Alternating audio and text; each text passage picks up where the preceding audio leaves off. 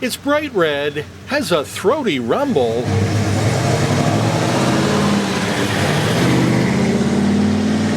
and 3 names. The badge on the grille says F-85, the one on the fenders declares Cutlass, while the one on the trunk lid proclaims 442.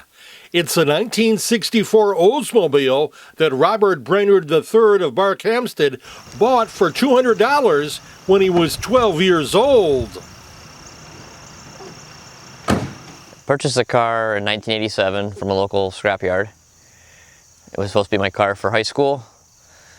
I finished the car in 2005. I've put almost 13,000 miles on it since. The plan was to restore it with the help of his father.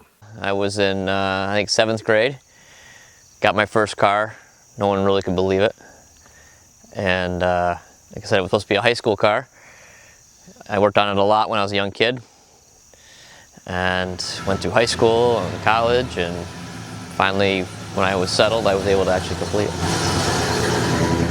The Oldsmobile needed a lot of work. It was original, New England, and rusty. So it was lower quarters, floors, back window were all rotted. But all original and untouched. That was the key. It was drivable. It was driven there. It just wasn't registerable. That it never became Brainard's high school ride is understandable. Time, money. I was one of 4 kids, and when you're 14 years old, you're not really wanting to be in the garage under a car scraping rust. The job was eventually completed 18 years ago, so why does it have 3 names? So the F-85 was the actual model of the car. That was, the F-85 is their compact, subcompact, whatever they wanted to call it back then, the smaller version of all their big cars. The Cutlass was the trim package, and the 442 was the B09 performance package. So you had an F-85 with the Cutlass trim and the 442 performance package. Under the hood is a 330 cubic inch V8 engine with 4-barrel Rochester carburetor, along with a 4-speed Muncie transmission. Its looks are deceptive. When you have an Oldsmobile, you're not really expecting to be a performance car. It's very modest, has very small badges. There's no hood scoops, there's no vents on the sides, there's nothing that's really showing performance unless you actually get on it and listen and hear it.